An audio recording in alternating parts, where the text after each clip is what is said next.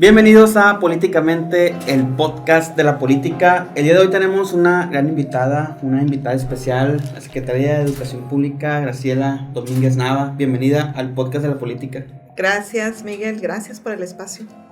Nos acompaña también, como siempre, nuestro co-host de el podcast, Max Pérez. Hola, ¿cómo están? Bien, aquí emocionado porque se encuentra la Secretaría de Educación Pública y Cultura del estado de Sinaloa. Qué bueno que se anima, espero nos cuente un poquito, porque se sabe mucho de usted de la vida pública, pero a lo mejor no tanto sobre su persona como tal, entonces espero que nos saque de algunas dudas ahí de cómo inicia Graciela. Sí, luego es que el perfil de la CEPIC ahora, bueno, desde hace mucho ya, desde que yo estaba ya en la prepa de CEPIC, es un perfil bien complicado, ¿no? O sea, siempre los secretarios de CEPIC tienen que estar como que más así por, no tan salir, pues, porque ven muchos problemas, pues. Sí. Imagino que debe ser difícil. ¿Cómo ha estado, secretaria? ¿Cómo está esta semana? ¿Qué hay en la secretaría? Muchos eventos, pues porque estamos en un mes de mucha actividad, el Día de las Madres, el Día del Maestro, entonces el Día del Maestro pues es algo muy sagrado para la Secretaría de Educación Pública y Cultura. Además, pues también acabamos de celebrar el Día del Niño, de la Niña. Y bueno, pues son las áreas de la que generan la esencia de la Secretaría. Y entonces son días muy movidos en eventos de esta naturaleza. Y bueno, atendiendo los temas cotidianos, que son bastantes. Son días de mucho pastel. Mucho pastel, mucho dulce, mucho baile. Así es que toda la semana que entra es una semana de actividades para celebrar a los maestros culturales, entrega de reconocimientos. Entonces es una semana muy esperada porque además después de 2 años de pandemia, sí, pues hay esa expectativa de volver a convivir como tradicionalmente se hacía. Sí, regresar a festejarlo después de 2 años. Los días del niño, ahora ya presenciales. Sí. Aunque secretaria, los desfiles, por ejemplo, que se hacían en las primarias, como que se siguen haciendo, ¿no? Como que se quedaron de moda. Porque se hacían los desfiles para que los niños no fueran a las escuelas. Ajá. Y que les festejaran pues en el carro. Ya ve que hacían como que desfile por la entrada de la primaria. Hacían la ruta. Sí, hacían la ruta. Sí. Y ahorita todavía sigue, como que se quedó de moda los desfiles. Sí, pues es que en pandemia no hay tanto en cuestión del carro, pues. Así es. Yo creo que muchas cosas que se tuvieron que inventar en la pandemia para de alguna manera sobrevivir, ¿no? Porque el encierro te genera muchos problemas emocionales, entonces buscábamos alternativas de cómo seguir viviendo, cómo hacer de nuestra vida también una diversión, entonces muchas de esas cosas se están quedando. Entre ellas esas nuevas modalidades de celebrar. Incluso hoy, bueno, pues celebras de manera presencial y luego te conectas, porque no todos pudieron estar ahí y ya estás haciéndolo también de manera mixta. Y entonces hay muchas cosas, como también afortunadamente nos obligó a todos a utilizar la tecnología con otras redes de comunicación, y creo que eso también es positivo y se está quedando. Sí, las redes, bueno, en el caso de la tecnología, la pandemia logró que avanzara como 5 años, 10 años, ¿no? Cosas que sin la pandemia se iban a dar más despacio, ahora con la pandemia pues se fueron años luz. Y en materia educativa, pues más, porque el Zoom, por ejemplo, ya es indispensable. No hay maestro que no conozca el Zoom. Sí, hasta mi abuela lo conoce ya, lo utiliza también ahí el Zoom. El lenguaje de las niñas, los niños, ¿no? También. Sí, el lenguaje cambió mucho, utilizan mucho el lenguaje de la tecnología para sus clases. Es magnífico, la verdad, en ese sentido. Evidentemente también trajo diferencias, ¿no? Porque también hay muchas niñas, niños que durante estos 2 años no tuvieron clases, no tuvieron acceso a nada de esto. Pero bueno, de alguna manera en países como los nuestros, que todavía seguimos en una economía en desarrollo, de dependencia económica todavía, se generan esas diferencias. Y bueno, por eso qué bueno que estamos avanzando y ya estamos saliendo de la pandemia. Primero pues por la salud de todos, qué bueno que ya estamos trascendiendo esto, y por otro lado en el ámbito educativo pues esto genera ya la oportunidad de que estas niñas y niños que estuvieron marginados de nuevo de este derecho a la educación, estamos reactivando que ellos puedan regresar a las escuelas. Sí, una brecha que no conocíamos, ¿no? Entre los jóvenes que no tienen acceso a la educación por temas tecnológicos y los que sí tienen. Doctora, y entrando ya en su persona, sabemos pues, bueno, algunos, y creo que son esos algunos, por no decir muchos, conocen a lo mejor de su vida política y académica de Graciela Domínguez, pero ¿cómo nace la inquietud de Graciela por dedicarse a lo público, a la política? ¿Cómo inicia? Bueno, pues yo creo que mi motivación se generó en el ámbito universitario. Yo estudié sociología en la Escuela de Filosofía y Letras de la UAS y es un ambiente que te propicia participar en política. Y además, sociología, mi perfil siempre fue sociología política y bueno, ahí me empecé a involucrar. Tuve la fortuna de ser consejera universitaria y bueno, ese es mi primer, digamos, ámbito donde yo desarrollé esta parte de participar en asambleas, en saber qué es votar, qué la es, grilla, ¿no? Entonces, la grilla, sí. la grilla. Y entonces, yo creo que desde ahí generamos esas motivaciones. Luego incursioné en el PRD. Empecé apoyando una campaña política sin estar como activista. Luego ya después me afilié y participamos desde el PRD durante muchos años. Ahí inicia toda la motivación y siempre me ha gustado mucho también el trabajo comunitario. En mi pueblo, que es Chametla, participé en unos equipos e hicimos algunos grupos de carácter social para constituir un museo comunitario, por ejemplo. Entonces, siempre me ha gustado participar en el ámbito público. Me gusta mucho la política y me gusta mucho el ámbito de la cultura. Y he participado desde estos proyectos comunitarios, que la gente participe y me siento, por ejemplo, muy orgullosa que en mi pueblo ese museo sobrevive, es un museo comunitario y tal como se concibió, que no dependiera de presupuesto público, sino que fuera un proyecto de salvaguardar el patrimonio cultural de nuestro pueblo y que nosotros mismos nos hiciéramos responsables. Evidentemente vino la gestión con el INAH, con las autoridades municipales y estatales para que apoyen en el resguardo, pero no dependiendo económicamente del presupuesto de gobierno, porque si no, luego inicia un proyecto y termina según cómo el gobierno en turno aprecie o no aprecie ese proyecto. Sí, cierto. ¿Es de Chametla usted? De Chametla, Rosario, Sinaloa. Está muy bonito Chametla. La iglesia me gusta mucho. Es muy vieja. Es de la más vieja de Sinaloa, ¿no? Sí. Chametla es el pueblo más antiguo de todo el noreste del país, ¿no? Ah, el más antiguo. Ahí llegaron los jesuitas, ¿no? Creo. Tengo una historia ahí que leí metichando que ahí llegaron los primeros jesuitas, creo, ¿no? Sí, es el más antiguo porque tiene el registro prehispánico más antiguo, que ahí habitaron los totorames. En todo Sinaloa y la región noroeste es Chametla, el sitio arqueológico más antiguo, y luego está Culiacán y está Guasave. Doctor, entonces gente de Miguel Vicente, bueno, Miguel Vicente es de su gente porque también estudia sociología.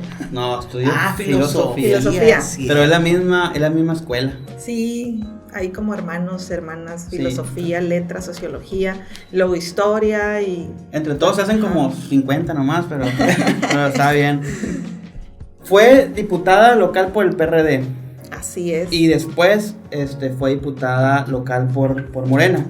Le tocó ser diputada siendo oposición y luego diputada teniendo la mayoría. ¿Qué experiencia le dejó esto? Primero como una oposición y luego no tener que ser como del gobierno porque tenía el gobernador en contra, pero sí como llevar como en esta especie de gobernabilidad, ¿no? Este rol que ahora tiene que tener la mayoría. ¿Qué experiencia les dejó haber estado en los dos polos? Sí, bueno, como oposición, recuerdo éramos 2 diputados del PRD. Era una oposición donde siempre buscamos estar denunciando y sabíamos que no íbamos a ir más allá. Pero nuestra misión era siempre poner de manera pública lo que observábamos que no se estaba atendiendo o lo que se estaba generando en exceso como política de gobierno. Fue una experiencia interesante. Yo, por ejemplo, en esa experiencia tuve la oportunidad de apoyar 2 movimientos de carácter social. Uno era todas aquellas familias que estaban siendo desalojadas por Infonavit. Yo me metí mucho, constituimos una asociación, orientamos, fue en el 2008, 2009, orientamos a todas esas familias a que no dependieran de la gestión de un político en turno. Propiciamos que se organizaran en una asociación civil y que le llamaron Amor por mi Casa. Y entonces los acompañamos. Siempre he sido una promotora de que el gestor político debe hacer el acompañamiento, no debe sustituir al ciudadano. Hay que enseñar de manera conjunta al ciudadano qué es lo que tiene que hacer y no tiene que estar dependiendo de un político en turno, sea diputado, regidor o cualquier funcionario. Entonces fue una experiencia muy bonita que, a pesar de estar en la oposición, logramos avanzar muy importantemente. Y por otro lado, el otro movimiento en el que yo me involucré mucho desde la oposición fue la presa Picachos.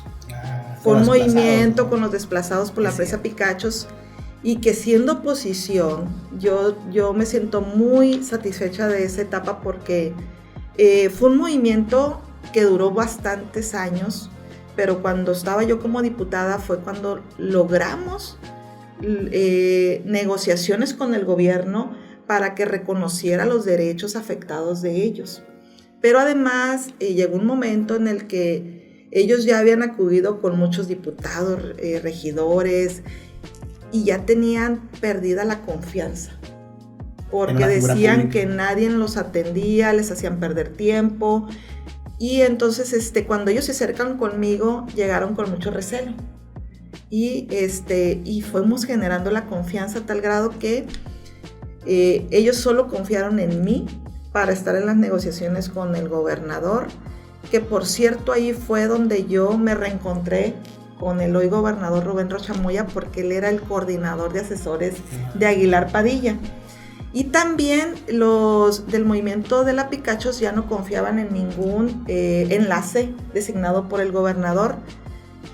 Y el gobernador dijo: vamos a designar a Rubén Rocha Moya, mi coordinador de asesores. Y entonces ellos, me acuerdo que me preguntaron: diputada, ¿qué opina de Rubén Rocha Moya? Y yo le dije: hay que confiar en él. Y juntos logramos salvar esa confianza que se requería por parte de ellos como desplazados para lograr acuerdos con el gobierno. Entonces fue una experiencia muy bonita. Evidentemente que en otros ámbitos fue difícil al interior del Parlamento, pues porque éramos 2 diputados, había muchos temas que cuestionábamos. Fue en esa legislatura se dio creación a la Auditoría Superior del Estado, se crea la ley, y pues fueron temas muy jaloneados, porque pues la mayoría en turno quería una ley muy a modo, que no tuviera tantas dientes, como luego se dice. Y bueno, fueron experiencias muy interesantes. Y bueno, ya como mayoría yo podría decir pues que fue mucho más responsabilidad, porque además pues me tocó ser la coordinadora. Y aunque teníamos un gobierno ejecutivo que no éramos del mismo partido y hubo mucha confrontación, pues teníamos la responsabilidad de ser la mayoría. Déjenme decirle que eso es mayor responsabilidad que cuando eres oposición, porque de la mayoría depende que avance todos los procesos que se tienen que atender en el Parlamento, pues dependen de la mayoría. Entonces tenemos que ser pues muy responsables. Yo siempre dije, yo voy a propiciar lo que yo siempre quise que se hiciera cuando fui oposición, que no fuéramos una mayoría aplastante, que privilegiáramos el diálogo, que no procesáramos ningún tema en el pleno sin haberlo dialogado antes. Y así lo trabajamos. Fue un primer año muy difícil, porque por primera vez Morena pues era mayoría y el PRI no era mayoría, entonces era muy difícil sobre todo para el PRI, debo decirlo, pues acostumbrarse que ya no era la mayoría. Y bueno, yo creo que de alguna manera nosotros también, que no pensábamos que íbamos a ser mayoría, entonces era un asunto de cada quien asimilarse en su rol. Sí, compras que trae la narrativa esta que luego mencionan, que el PRI no sabía ser oposición, pero que Morena no sabía ser gobierno. Sí hay algo de eso. Sí, claro, los primeros meses es como que cada quien se tenía que adaptar y sí se vivió eso. Sí, se vivió nuevos eso. ecosistemas pues que no estaban... Sí. Como y que luego nos señalaban acostumbrados. mucho de que éramos novatos, no sabíamos de hacer política, mucho menos de ser gobierno, y entonces había todo ese desgaste constantemente. Y pero fue una legislatura también pues atípica porque luego nos tocó prácticamente 2 años en pandemia. Sí. Entonces también nosotros estuvimos prácticamente 1 año nada más disfrutando lo que es el pleno, debatir desde tribuna, que no es la misma que hacerlo a través del Zoom. No, entonces no es la misma. No se disfruta igual, no lo vives igual.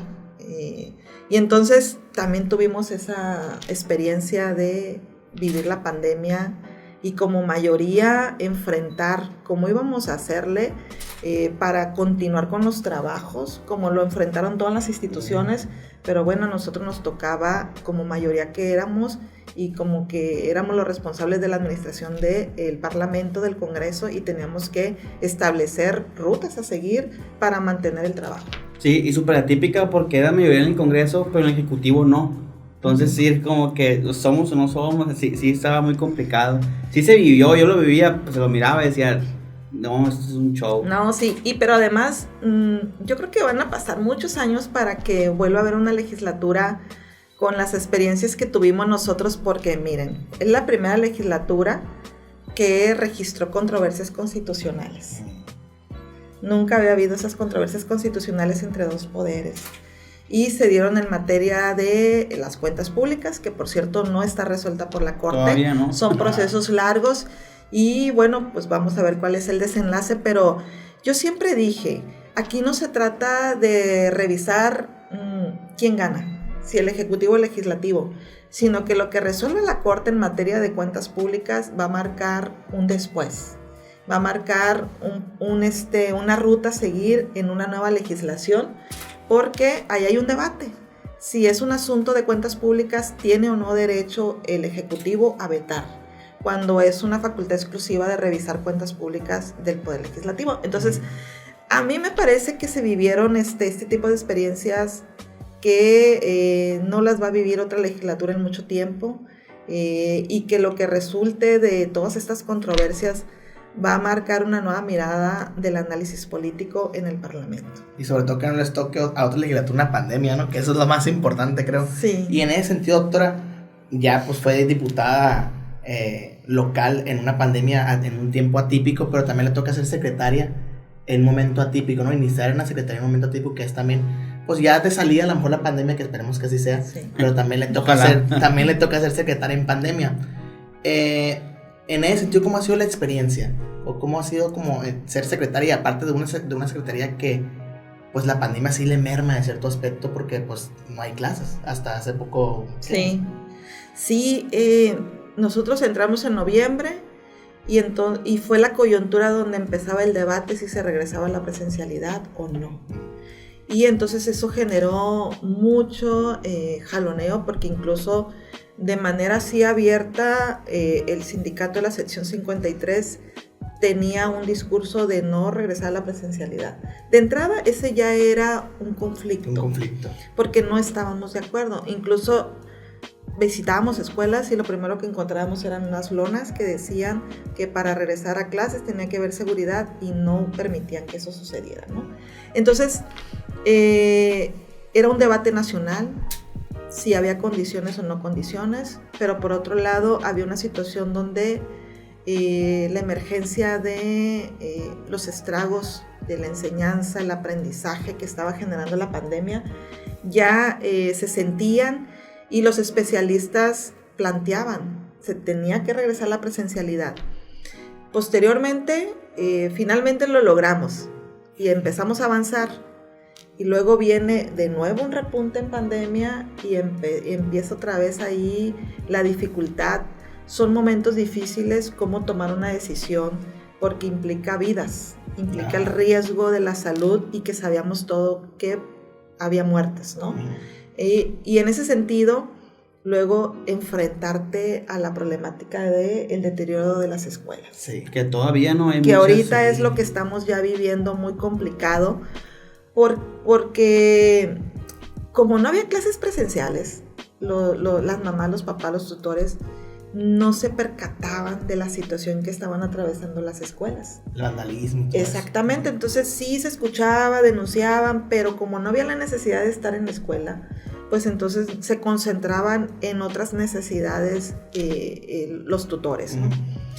Pero hoy que sí decimos hay que regresar a clases, pues nos encontramos con que las escuelas no tienen luz, no tienen agua, ya hace calor, y a pesar de que muchas escuelas regresaron sin luz, en este momento eso ya está siendo crisis.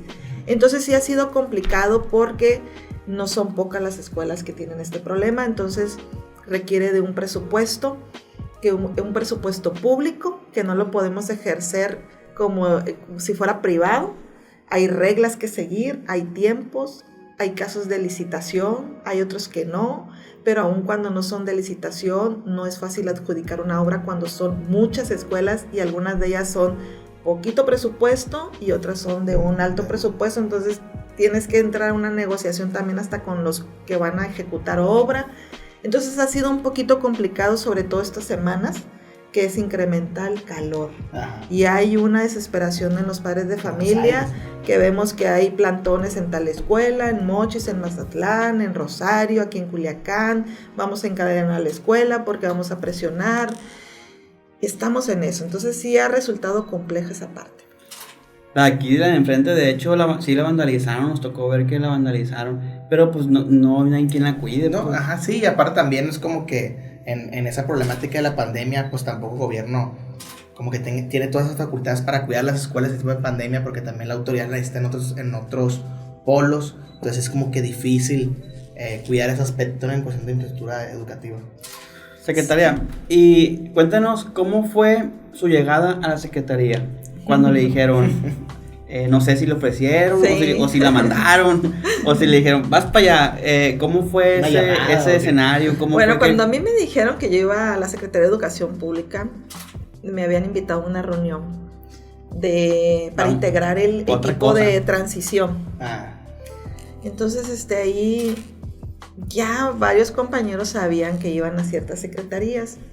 Sí se rumoraba también que usted iba para allá. Y entonces llegan, nos dicen, vamos a iniciar esta reunión ahorita que llegue el gobernador, él quiere saludarlos. Entonces llega el gobernador y empieza a saludarnos a todos, y de repente dice, Graciela va a ir a la Secretaría de Educación Pública.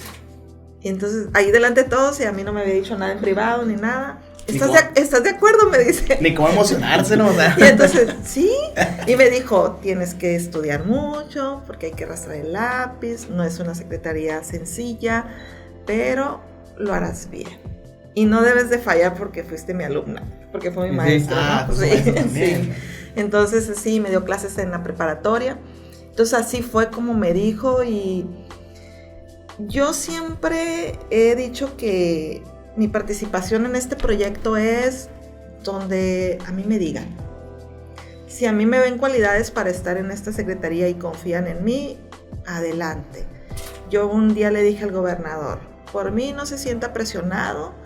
Si no hay secretaría para mí, porque él me decía que yo iba a ir a una secretaría, yo donde yo pueda ayudar. Si es subsecretaría, si es una dirección, si es una coordinación.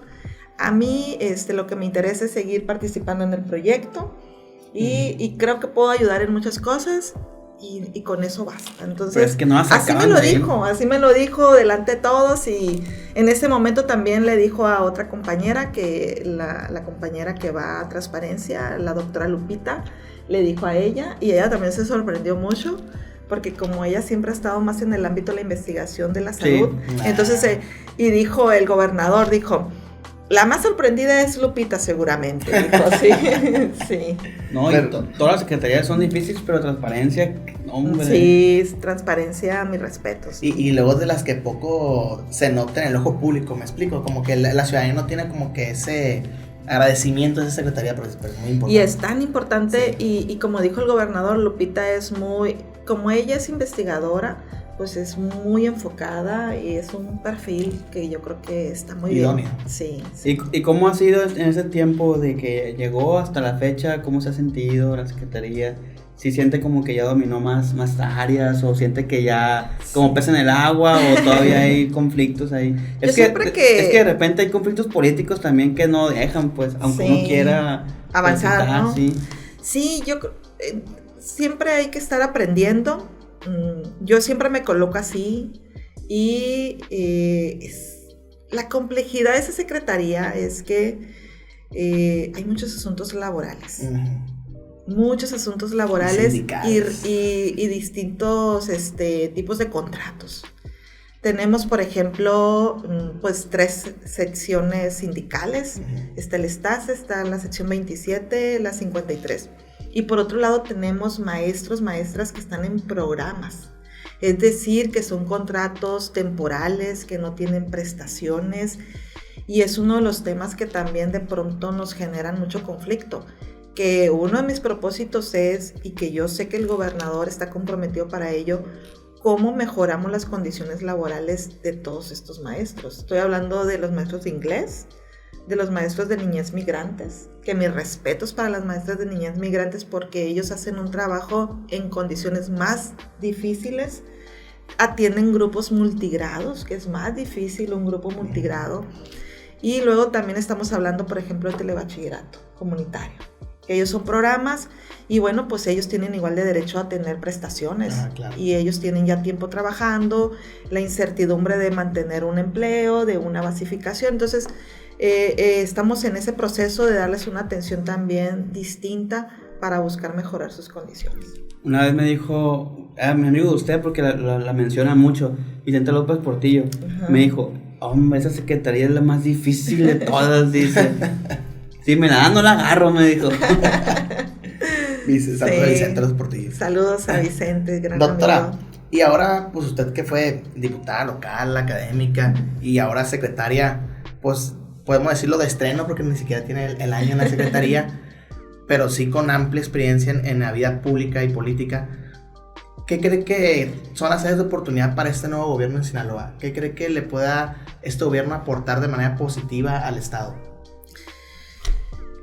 Primero, la esperanza del bienestar para cada familia. Yo estoy en un ámbito muy importante, que es la educación, porque la educación promueve el desarrollo y el crecimiento del individuo, pero también de una sociedad. Si no tenemos una sociedad educada, formada, no vamos a avanzar como colectivo. Nuestra economía no se va a ver con avances, es decir, impacta en todo. Y en ese sentido, pues tenemos ese mayor compromiso, pero en su conjunto como proyecto de gobierno, yo estoy convencida que es un gobierno que va a generar una transformación para generar el bienestar que aspiran las familias. Y el gobernador ha dicho, por ejemplo, vamos a llevar los beneficios a las familias más vulnerables. Que todas aquellas familias, grupos sociales que han estado marginados se integren con los mismos beneficios. Y ya lo está demostrando el gobernador. Está atendiendo prioritariamente a zonas marginadas. En educación, por ejemplo, las nuevas escuelas que van a construirse de nueva creación están en zonas indígenas. Entonces, o de campos agrícolas también. Él está priorizando esa parte. En campos agrícolas, aquí en Culiacán, por ejemplo, la escuela que va a tener una atención de ampliación es para incorporar familias que están alrededor del basurón y que los niños en este momento no tienen acceso a ninguna escuela porque hay cupo lleno. Entonces, el gobernador está priorizando esas necesidades. Y como él lo ha dicho, no vamos a hacer obras de relumbrón, sino llevar obras pequeñas, pero que le ayuden a la gente. Una prioridad de obras públicas es agua potable, porque es increíble que en colonias de Culiacán, que es la capital, no se tenga un buen servicio de agua potable, que no llegue. Entonces, esos servicios básicos que te generan desarrollo, y esa es la esperanza de este gobierno. Yo estoy convencida de que el gobierno de la transformación en Sinaloa con el doctor Rubén Rocha Moya va a generar esos cambios de un desarrollo con bienestar. Es decir, que el desarrollo económico le llegue a más gente. A más gente, porque de hecho el gobernador creo que lo dijo antes o al inicio de su gobierno, que no iba a ser este gobierno como de obras faraónicas o muy grandes, sino que más bien se iba a concentrar como que llevar, como bien dice usted, pues buenos servicios públicos a la gran mayoría de personas en todo el estado. Y creo yo que sí se ha atinado, porque muchas administraciones sí han hecho obras que sí son importantes, pues hay que decir carreteras, puentes, hospitales, pero siempre está como que ese círculo social no atendido, que necesita los primeros servicios básicos, pues como dice usted, agua potable, pavimentación de calles, obra social, pues claro. el gobernador. Y ya hay programas de carácter social, ¿no? Donde, por ejemplo, en pesca, dijo el gobernador, vamos a sumarle recursos al programa federal que hay para incentivar a los pescadores, que les lleguen recursos directos para seguir incentivando su actividad pesquera. Por otro lado, lo que él planteó del apoyo de las becas para discapacitados, incrementar el apoyo para todos ellos, que pues de pronto hay quienes critican mucho porque dicen que son programas asistencialistas, pero el abandono en que se ha tenido a todos estos sectores requieren de este tipo de programas. No, y no se le puede escatimar cuando son apoyos para personas vulnerables. De hecho, creo que, tal vez estoy equivocado, pero el último dato que tuve es que ni siquiera hay un censo, ¿no? Nunca se ha hecho un censo de saber cuántas personas discapacitadas hay en Sinaloa. No hay nada documentado. Sí, es un nicho, formalidad. Es un nicho no olvidado, pero ahí nomás como decorado. Y la narrativa esta que comenta secretaria del sello distintivo del gobernador y de este gobierno, ya más personal, ¿cuál desea que sea el sello distintivo de usted en la secretaría? ¿Qué quisiera dejar? Porque uno de repente cuando llega a un puesto siempre dice, pues yo voy a hacer lo que nadie ha hecho y voy a dejar esto, para que me recuerden o para que esta secretaría se vea mejor, ¿no? O que digan un antes y un después. ¿Cuál es el sello distintivo de Graciela Domínguez en la CEPIC? Hay muchos asuntos por los que se ha cuestionado el actuar de la Secretaría como institución.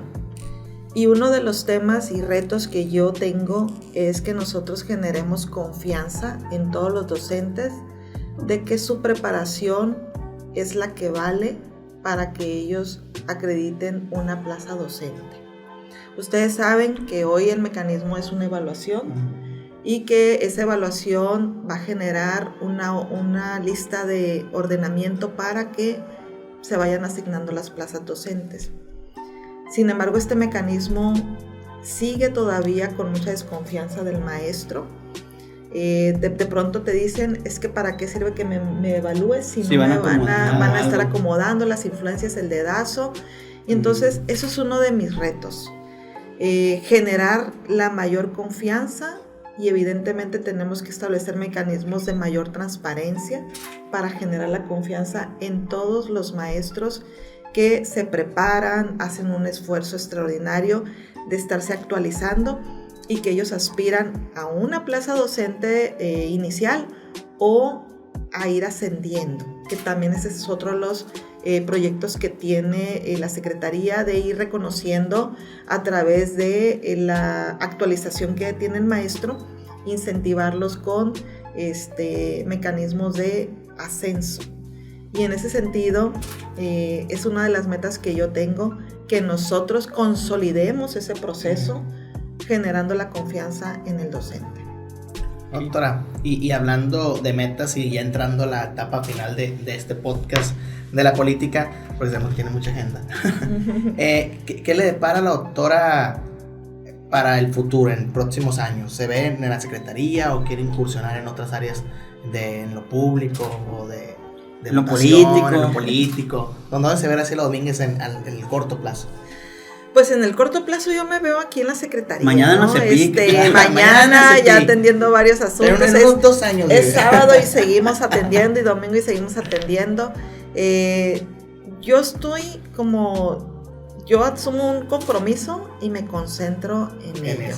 me gusta cerrar ciclos, pero evidentemente nosotros estamos en un proyecto y yo tengo un jefe y yo todos los días trabajo para ayudarle a él a que cumpla con esa aspiración de los sinaloenses desde el ámbito educativo. Que por cierto, ahí traemos muchas metas porque, lo digo rápidamente, tenemos la necesidad de incrementar que en nivel preescolar los niños acudan al kinder.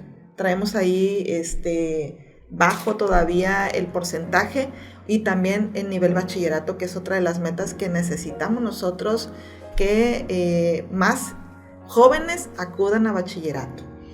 Pero bueno, yo estoy concentrada en eso y no me visualizo en otro lugar más que cumpliendo con encomienda que me dio el gobernador, y que yo todos los días busco que podamos ir trascendiendo cualquier dificultad para que lo más importante que debe generar la Secretaría es una atención con calidad, con innovación, con inclusión en la educación. Todo lo demás que gestionamos tiene que aterrizar en eso, en que se refleje que nosotros estamos ofreciendo una educación con estas características. Y entonces tenemos que atender todos los problemas con el sindicato, con todos, ¿no? No hay tiempo para generar las condiciones idóneas para que esto se dé. Y obviamente ahorita con el tema que tenemos del rezago que traemos de la pandemia, que requiere un reforzamiento en el aprendizaje, estamos enfocados junto con la Secretaría de Educación Pública de la Federación para implementar esquemas que vayan a reforzar el aprendizaje, porque sí es enorme la afectación que se tuvo en el ámbito educativo todo este proceso de pandemia. Sí, que se escriban la filosofía y sociología, porque la gente no quiere escribirse, secretaria. Sí, no les interesa. Los invitamos a que se inscriban. A esas carreras. Y a políticas públicas. Incluso siempre hay un debate, que si como son carreras que tienen poca matrícula hay que desaparecerlas. Sí hay trabajo. Realmente no es un asunto de una matrícula masiva. Ajá. Es importante mantener esas carreras y siempre hay quienes quieran estudiar. Y si no es importante, véanme a mí. Los invito. Sí hay que valorar mucho las ciencias sociales. Sí. Son muy necesarias, muy bonitos, en historia, en antropología, en sociología, en filosofía, como sociedad. Comunicación, por supuesto. Como sociedad no podríamos concebirnos sin este tipo de carreras, ¿no? De opciones totalmente educativas. Sí, secretaria, siempre cuando traemos un invitado, le pedimos de favor que nos deje una recomendación de alguna serie, película, algún libro, para que la gente que nos escucha, que nos ve y que nos lee, iba a decir, nos lee también, en la página web, pueda saber qué es lo que el invitado le gusta, pues, o sea, que diga, pues yo leí este libro y voy a leer el libro que leyó Graciela para ver qué es lo que vio ella, ¿no? Uh-huh. ¿Qué pudiera recomendar usted a la comunidad de Política Junkies para que ellos el domingo ya se pongan ahí a ver, a leer o a ver una serie, un libro, una película? En general yo les recomendaría que lean mucha poesía. La poesía nos hace sensibles, nos da otra mirada. Yo les podría decir que en cuestión de películas, a mí me gustan mucho las películas mexicanas. Yo recomiendo, vean las películas de Cantinflas. Realmente tienen una enseñanza que es genial, ¿no? Van a decir que anticuada, pero la verdad es que yo las veo, las vuelvo a ver y tienen una enseñanza, una filosofía de vida tan interesante. Pero bueno, hay películas más modernas que pues de pronto ahorita no recuerdo, pero... Dan sorpresas, ¿no? Sí. Y libros, yo recomiendo poesía. A mí me gusta mucho El Principito, me parece una lectura muy importante a cualquier edad. Me gustan mucho los libros de Benedetti, de Pablo Neruda en poesía. Me gusta mucho Ángeles Mastretta. En fin. Uy, tiene mucho trabajo la CM para recomendar. Todo el domingo leyendo poesía. Doctora, y ya para finalizar, palabras para nuestros espectadores, pero más que nada como palabras de aliento para esos estudiantes o a lo mejor jóvenes que se quieren dedicar a lo público, pero a lo mejor no le tienen esperanza a lo público, pues. Y en verdad creo que es importante dejar un mensaje a los jóvenes porque al fin de cuentas, pues, ellos son el futuro de este gobierno, de este país. Y pues como que no se quiere animar a entrar a política, no se quiere animar a entrar al activismo. ¿Qué mensaje le puede dejar a ellos de despedida? El que dice que no le gusta la política y que no quiere participar en política no se da cuenta que todos los días está haciendo política. En cualquier ámbito estamos haciendo política, en la familia, en la escuela, en el trabajo. Y interesarnos por los asuntos públicos es lo que va a hacer una sociedad más desarrollada. Que estemos enterados de lo que acontece y las tomas de decisiones que se tienen en los gobiernos, en los parlamentos, todo lo que ahí se decide nos impacta. Ajá. En bien o en mal, pero nos impacta. Esa es la esencia. Finalmente son políticas públicas, son leyes que nos van a aplicar a todos los ciudadanos. Entonces yo sí los invito a que la mirada la tengamos en que todos los días lo que acontece a nuestro alrededor es política. Si nosotros tenemos la necesidad de una atención médica, ahí está detrás una definición política. Si tenemos la necesidad de estar estudiando, ahí está. La política educativa se define por la autoridad del servicio público. Entonces, tenemos que participar, hay que interesarnos mucho en lo que le sucede a nuestros semejantes. Hay que valorar que como comunidad tenemos que participar de manera conjunta. ¿Cómo podemos enfrentar realmente el problema de la violencia que vivimos todos los días? Participando, interesándonos en lo que le sucede a mi vecino, a mi compañero, a mi amiga, a mi semejante, aunque no sepa quién es, pero hay que estar interesados en lo que acontece a nuestra colectividad. Muchas gracias, secretaria, por permitirnos conocerla, por permitirnos que la gente de Políticamente la conozca, conozca sus ideas, su visión y qué es lo que está haciendo, así de grosso modo. Ahí si quieren conocer más, pues vayan a sus redes sociales, a las redes de la secretaría. Yo le voy a decir algo, se ve más joven en persona. Muchas gracias. Muchas gracias, nos vemos. Hasta luego. Hasta luego. Gracias, doctora, por haber venido. Hasta luego.